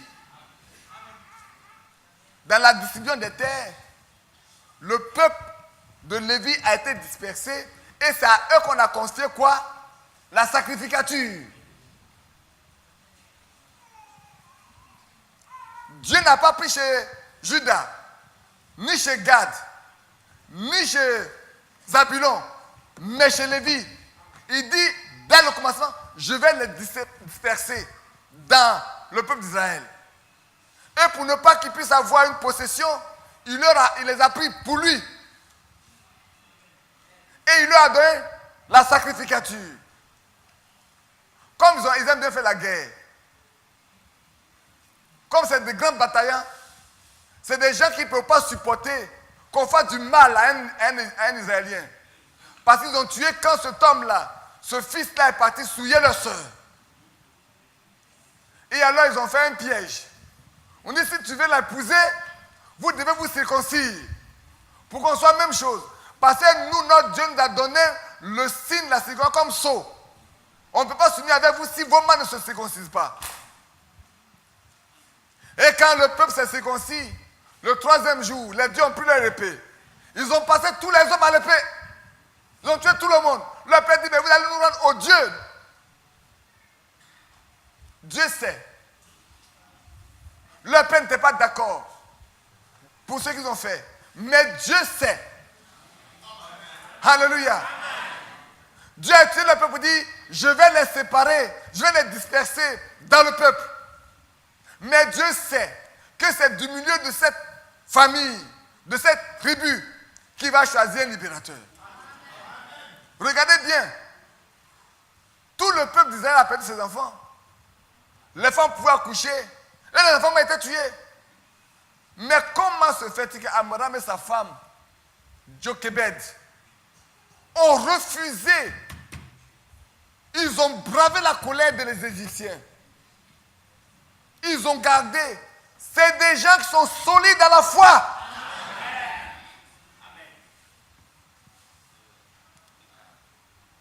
Ils ne sont pas prêts à se mélanger. Dieu les connaît. C'est pour cette raison, frère, qu'il est parti choisir dans cette famille, dans cette tribu, Moïse, porteur de la promesse de la libération du peuple d'Israël, de l'Égypte. Et il a pris son frère Aaron avec lui. Alléluia. Oh là là. L'apôtre Paul pouvait dire dans Galates, Celui qui m'a mis à part depuis le sein de ma mère. Paul était porteur de promesses pour nous apporter toutes les doctrines. Pour nous qui sommes l'église des gentils. Son parcours n'était pas ce que Dieu regardait. Il était pharisien. Il a participé au meurtre d'Étienne. Mais après, il a dit, je ne suis même pas digne. Je suis l'avorton. Parce que j'ai persécuté l'église de Dieu vivant. Mais Dieu savait qui il était avant la fondation du monde. Dieu le connaissait. Oui, frère. Maintenant, vous allez me demander, frère, tu as dit, pourquoi nous naissons dans nos familles? Regardez bien votre position dans votre famille. Frère, chacun de vous a un rôle dans sa famille. Une position particulière dans sa famille. Aussi longtemps que vous n'avez pas discerné cela, vous posez des actes qui ne conviendront pas. Et ça se retournera contre vous. Mon frère qui est assis là, mon père, pourquoi c'est lui qui est né? Dieu le connaissait. Il savait qu'il pouvait être un sacrifice pour ses frères.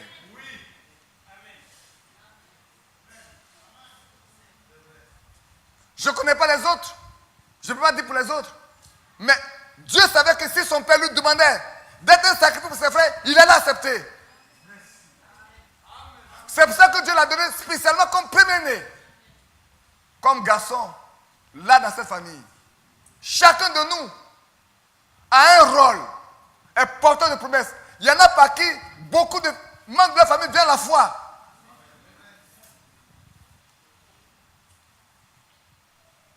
Regardez Jérémie. Le Seigneur l'a dit, mais avant que tu ne naisses, moi je t'ai consacré. Je peux me poser la question. Pourquoi le premier roi d'Israël est sorti de quelle tribu? Le premier roi de quelle tribu? Benjamin. Pourquoi Dieu n'a-t-il pas pris dès le départ quelqu'un de Juda? Quand vous lisez avec moi dans la Genèse 49, la royauté appartenait à Juda depuis longtemps.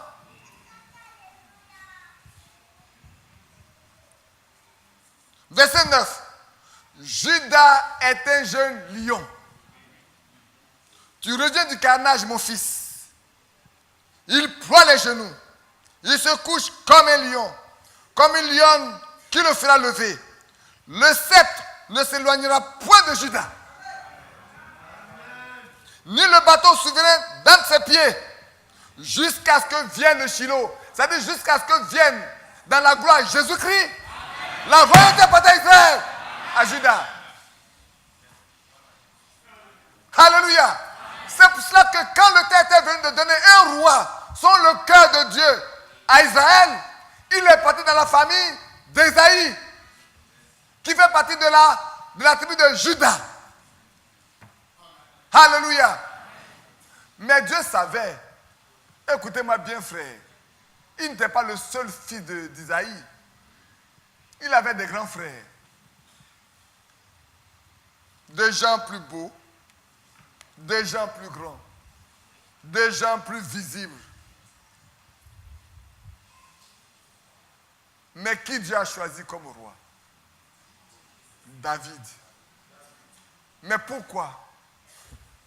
Parce que Dieu savait qui il était. Il savait que c'est quelqu'un qui pouvait s'offrir pour le peuple.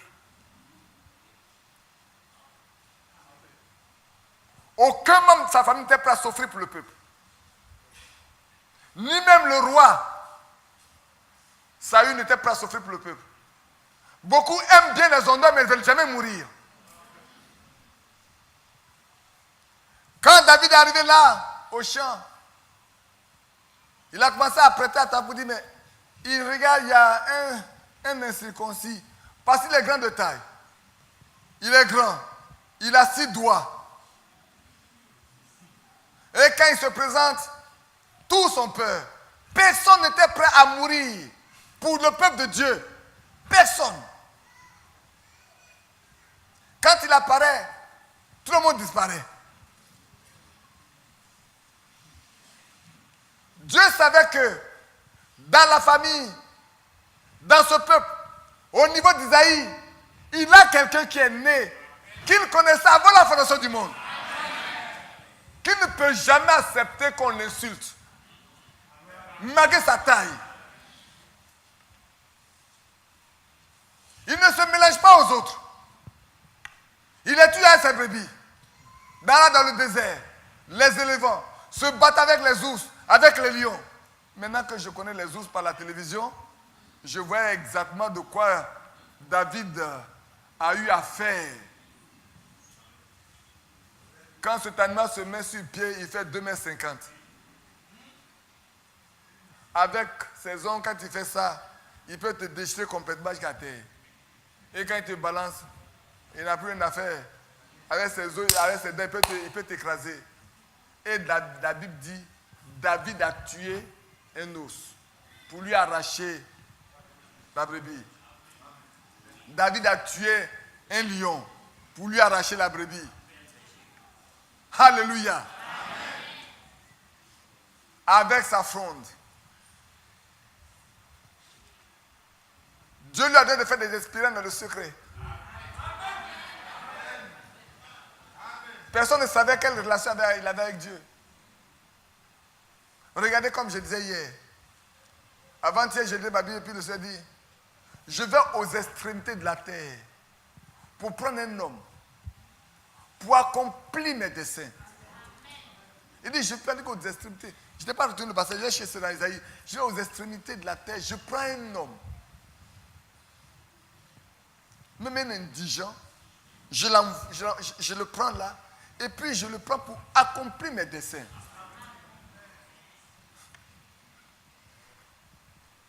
Regardez Frère Branham. Un homme qui n'a pas fini ses études primaires. Enseignement primaire n'a pas fini. Père soulard. Vivant dans une pauvreté extrême. Pas d'amis.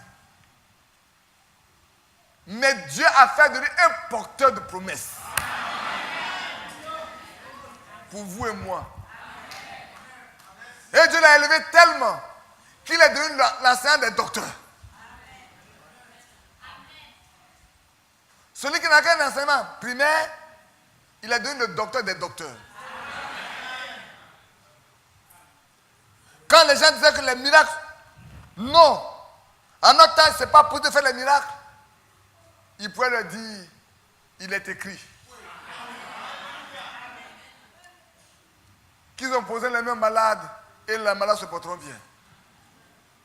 Non seulement c'est écrit, mais ils priaient, les malades guérissaient. Les morts ressuscitaient. Les aveugles voyaient. Les boiteux marchaient. Les muets parlaient. Les sourds entendaient. Cependant, les grands intellectuels qui avaient fait la théologie, qui avaient fait l'homilétique, qui pouvaient disséquer la Bible, prendre ce passage puis faire un doctorat avec, faire une thèse entière. Ils ne connaissaient pas le Dieu de la Bible. Mais lui qui n'avait pas la connaissance intellectuelle, non seulement il connaît la Bible, mais il connaît le Dieu de la Bible.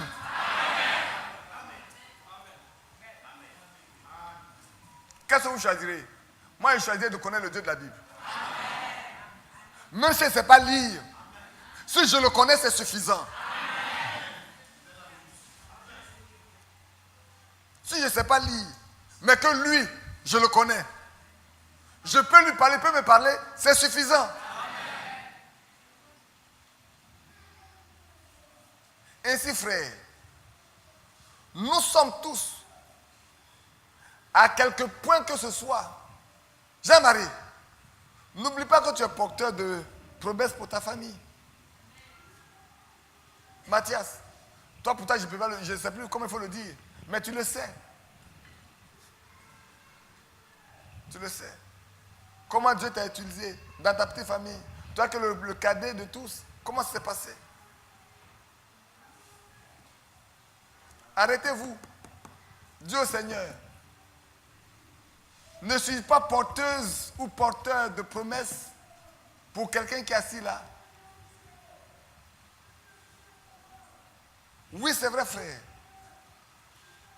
Nous sommes porteurs de promesses pour votre foi. Nous n'avons pas choisi de prêcher. Ça, je le dis toujours. S'il y a quelqu'un qui a fui la prédication, mon frère Badou est là. Même voilà mon frère Charles. Quand tu es étudiant, c'est Badou et Corentin qui nous exhortaient. Je me trompe, frère Charles?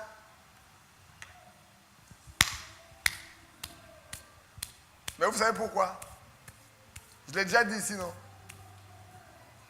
Quand je suis arrivé à peine 6 mois, à peine 6 mois que j'ai cru dans ce message, que j'ai pris mon baptême, un frère, un vieux frère fait un son sur moi.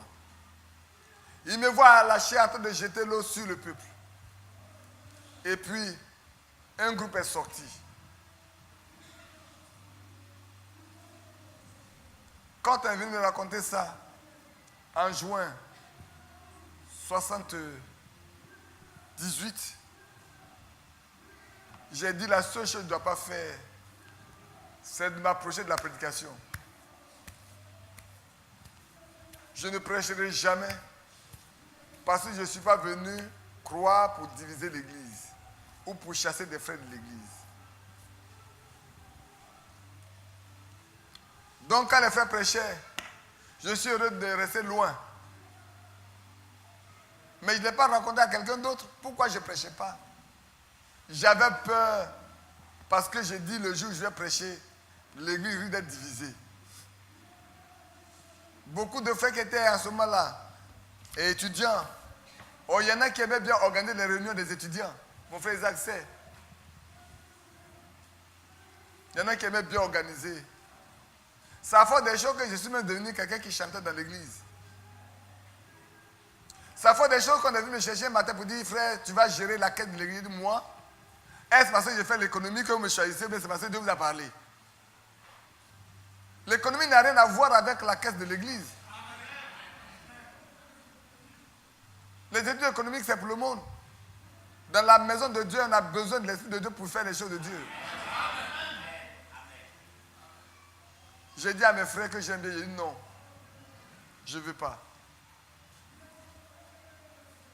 Ils sont partis, ils sont revenus. Ils sont partis, ils sont revenus, j'ai prié. J'ai dit bon, je vais accepter. Mais je vais vous dire, comme je dis, frère, j'ai géré la quête de l'église au mieux que j'ai pu, au point où, dans ma propre maison, on m'a volé plein d'argent sans que je sache une fois qu'on m'a volé de l'argent. Oui, frère, je vous donne le témoignage, ma femme est vivante, elle est là. C'est à la mort que la personne qui m'a volé a confessé qu'il a volé de l'argent chez moi. Mais je n'ai jamais perdu de l'argent. Je n'ai jamais perdu de l'argent chez moi. Mais la personne a pris 250 000 francs CFA. Mais je n'ai jamais su qu'on m'a pris 250 000 francs CFA. Pourtant, j'étais très pas bien payé en ce temps-là. Mais parce que je le faisais avec fidélité, Dieu pourvoyait mes besoins.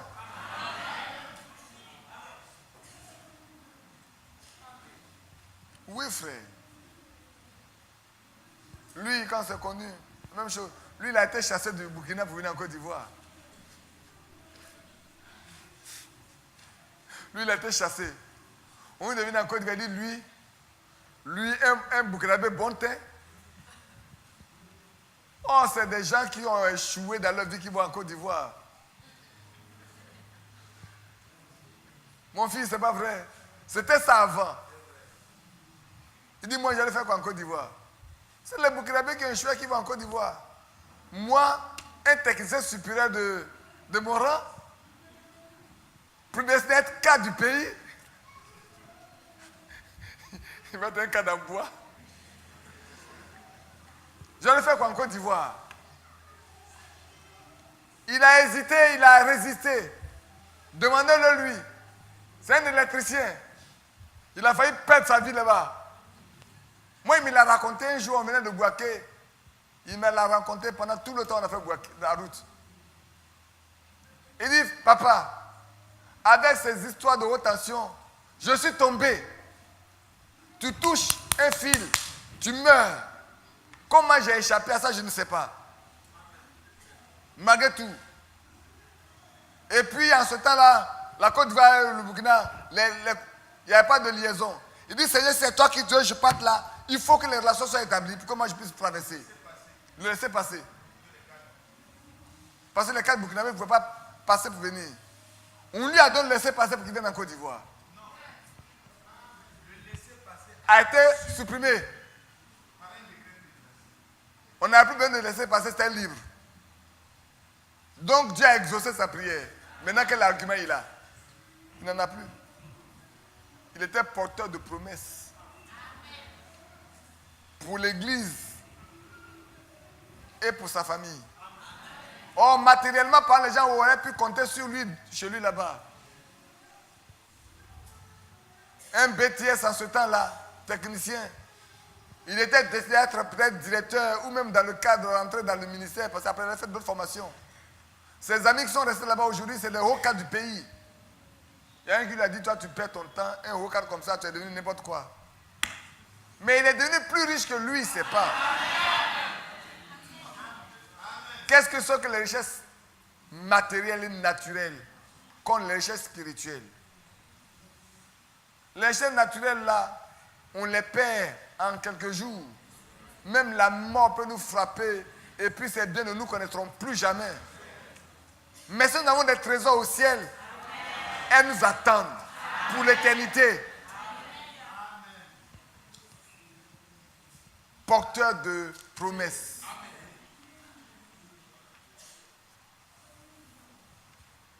Nous avons été institués héritiers légaux. Nous ne sommes pas des enfants illégaux. Il nous a adoptés et il a fait de nous ses enfants par adoption. Et tout l'héritage est pour nous. Nous sommes héritiers de Dieu et co-héritiers avec Christ. C'est pourquoi nous voulons maintenant passer le Jourdain et prendre possession du pays promis. Le Jourdain, c'est l'épreuve, c'est l'obstacle. Maintenant, il est question que, frère, chacun de nous, rien dans sa vie, qu'est-ce qui est le Jourdain pour lui? Pour qu'il puisse passer le Jourdain et rentrer dans la terre promise, pour prendre possession. Oui, avant d'aller là, dans la terre promise, il fallait passer le Jourdain. Et Dieu a dit à Josué, je peux encore continuer un peu. Regardez Josué. Comment Josué s'est-il retrouvé auprès de Moïse?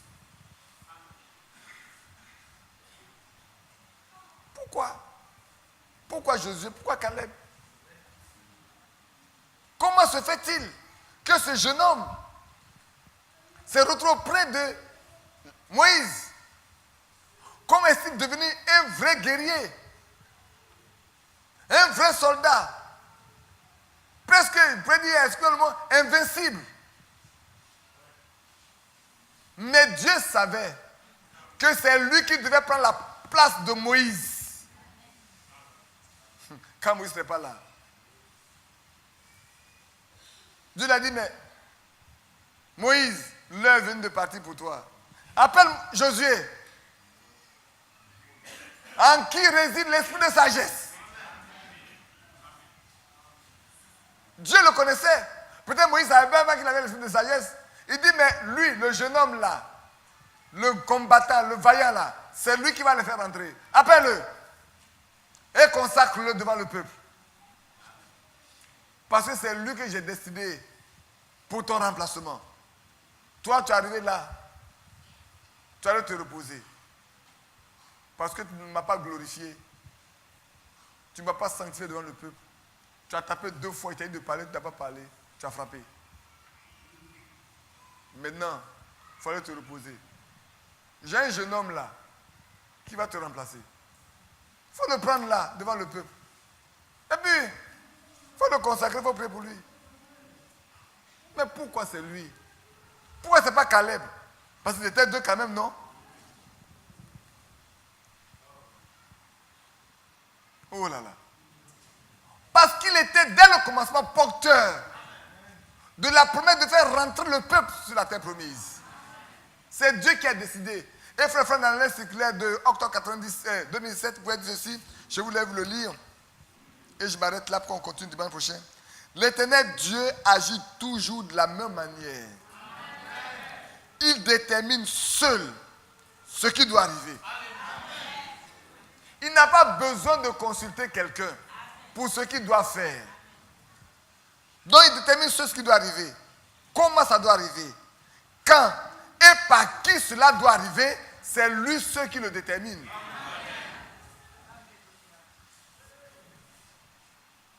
De ce que vous n'avez pas besoin. Si quelque chose doit arriver par Mathias, vous pouvez vous plaindre comme vous voulez. Ça doit arriver par frère Isaac, vous pouvez vous plaindre comme vous voulez, ça arrivera. Mais si Dieu a décidé que ça soit comme ça se fera. C'est pour ça que vous devez prier pour vous. Pour éviter de murmurer. Parce qu'il détermine ce qui doit arriver. Quand ça doit arriver.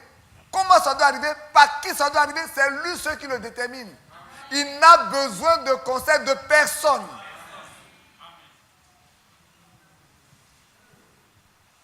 Pourquoi c'est Paul qui a été choisi?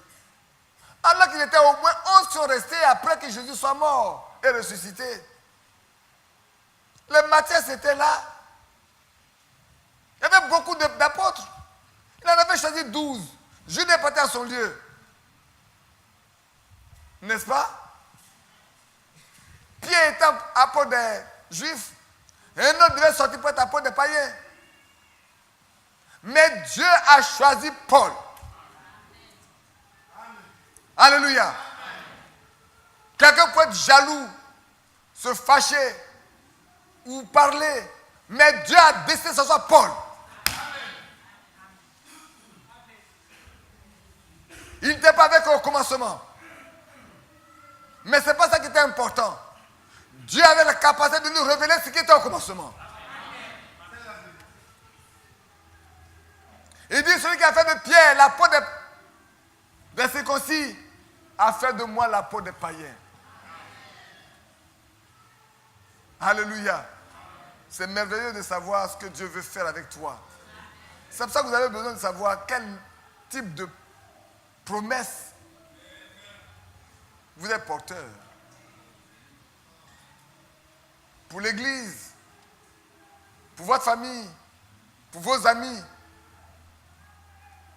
pour vos frères. Qu'est-ce que vous portez comme promesse? Alléluia. Asseyez-vous. Regardez. Ainsi, il avait une mission, il a une mission. Et s'il en a. Et s'il en a. Même le frère, il en a. Souvent, on pense que c'est par hasard que les choses arrivent. Non. Il n'y a pas de hasard avec le Seigneur. Et ce que le frère a écrit ici, c'est vrai. Nous sommes porteurs de promesses.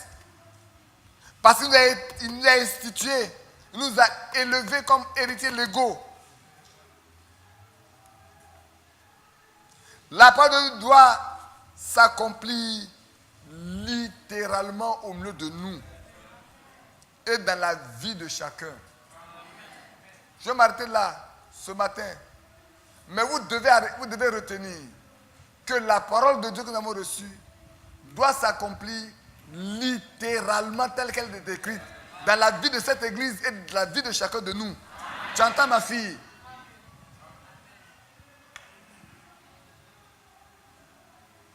Dans ma vie, littéralement ce que Dieu a écrit doit s'accomplir. Si ce n'est pas le cas, il n'est pas tard.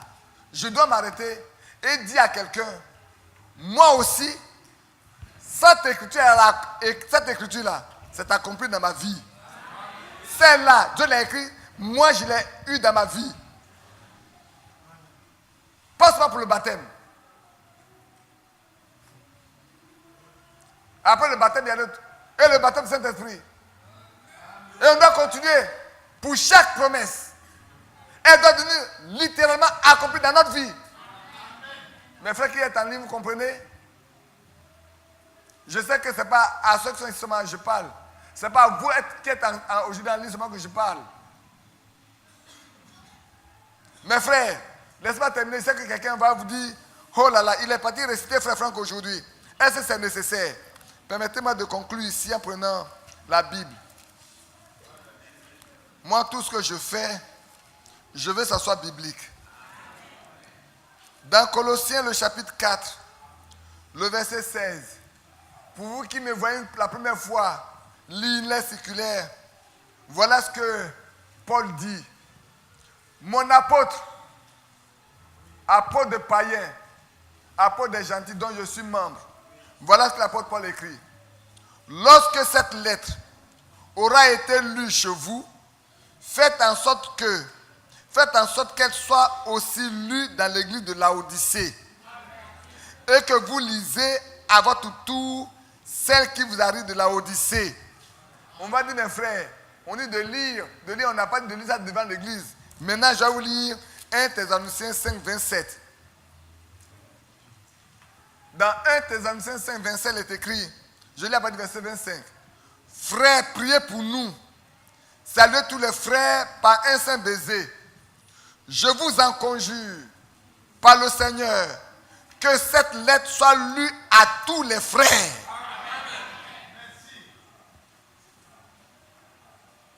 Le témoin de 2 est vrai. Et j'ai au moins 2 témoins. J'ai 1 Thessaloniciens, j'ai Colossiens. Donc j'ai 2 témoins. Donc c'est suffisant pour que je lise soit ce que Frère Branham a prêché, soit ce que Frère Franck a prêché devant l'assemblée. Alléluia. Et si quelqu'un vous pose la question, tu dis, nous pratiquons la Bible chez nous. Car Paul pouvait dire à Timothée, ce que tu as reçu de moi,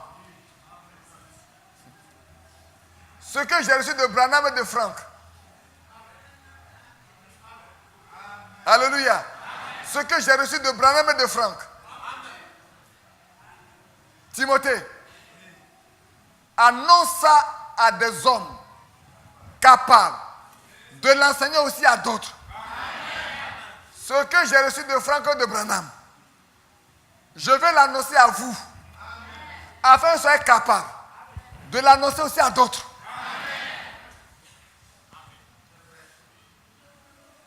Ce qu'il a reçu de Franck et de Branham, ce qu'il a reçu de Franck et de Branham, à la fin des temps, ils doivent nous l'apporter à nous que Dieu a préétabli pour qu'ils soient capables. Alors je peux faire comme ça. Franck, Ewald Franck, ce que tu as reçu de Branham, enseigne-le aux autres serviteurs qui sont dans la maison de Dieu, afin que cela soit capable de l'annoncer à d'autres. C'est ce que nous faisons. Si vous parlez ainsi, vous allez faire taire les arrogants. Vous allez faire taire ceux qui murmurent. Je ne veux pas dire les murmureurs. Je ne sais pas si ça se dit. Ça ne se dit pas, non? Je regarde mon linguiste. Chacun son maître. Et à ceux qui murmurent, à ceux qui se plaignent là, dites-leur qu'à Abidjan, nous pratiquons la Bible. Et que nous marchons dans les traces de Paul. Et comme Paul a marché dans les traces, nous marchons dans les traces de Branham. Comme Branham a marché dans les traces de Paul, nous aussi nous marchons dans les traces de Paul. Alléluia. C'est bon, hein? C'est bon de pratiquer la Bible. Dimanche prochain, nous allons poursuivre. Hein, mon frère François? Je sais que ça peut paraître bizarre. Alléluia. Que Dieu vous bénisse. J'insiste sur ce dernier point. Sachez que nous sommes porteurs de promesses. Et que la Bible, que les promesses doivent s'accomplir littéralement au milieu de nous. Et non seulement au milieu de nous, mais dans notre vie individuelle. Dans la vie de chacun de nous. Les promesses de la Bible doivent s'accomplir littéralement. Alléluia. Que Dieu nous bénisse. On peut se tenir sur nos pieds.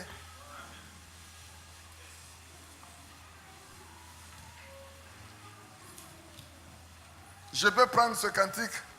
On peut chanter un cantique. Ou on va chanter le 78. Quel ami fidèle et tendre. Jean-Marie, tu peux nous aider? Tu vois, ma voix est complètement Quoique je ne me sens pas du tout fatigué. Mais c'est ça qui est là, tu peux venir prendre ça, c'est pas bien grave. Quel ami fidèle et tendre nous avons en Jésus-Christ. Quel ami fidèle et tendre nous avons en Jésus-Christ. Toujours prêt à nous entendre, à répondre à notre cri. Cet ami connaît nos défaillances, nos chutes de chaque. Sévère en ses exigences, sévère en ses exigences, il fait des chansons d'amour. Oui, quel ami fidèle et tendre nous avons.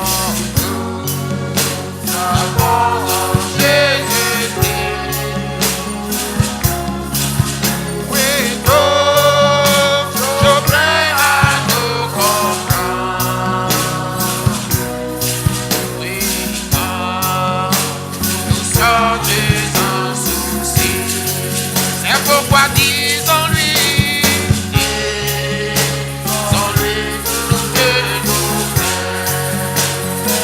Offrons-lui,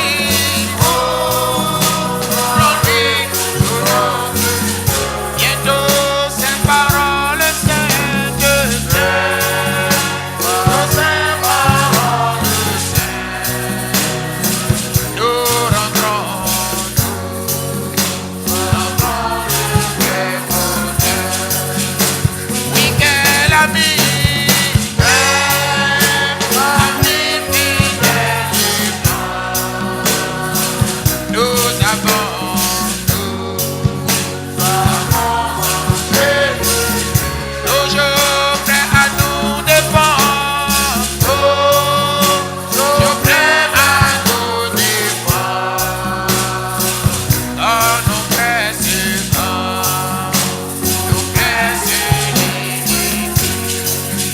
Cet ami nous suit et nous suit dans la vérité.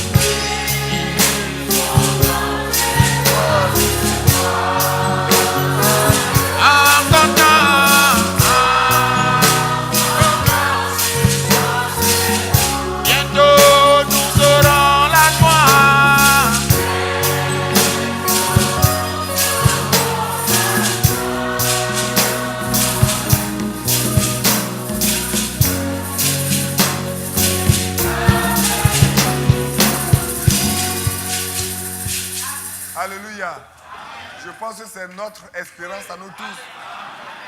Un jour qui n'est pas loin, nous allons vivre pour toujours avec lui au ciel. C'est pour ça que nous venons ici. Pour ceux qui sont arrivés pour la première fois, c'est pour cette raison que nous renouons ici. Ce n'est pas une nouvelle église, mais c'est des hommes et des femmes que Dieu a appelés pour les préparer. Parce qu'il est écrit, les noces de l'agneau sont venues et son épouse s'est préparée. Maintenant, il est question de savoir à quel stade sommes-nous parvenus. Est-ce que nous sommes déjà prêts? Est-ce que nous sommes encore en préparation? Chacun de nous doit savoir à quel stade il se trouve. Mais ce qui est sûr, c'est que tous ceux qui doivent passer au festin des noces, ils ne seront jamais en retard. On dira, voici l'époux. Alors toutes les sages seront prêtes. Ah oui, nous sommes tous prêts. Nos épouses seront prêtes. Nos maris seront prêts. Nos enfants seront prêts. Parce que nous prierons pour eux. N'est-ce pas? Nous prions pour elles, nous prions pour eux. Que son nom soit béni. Prions ensemble.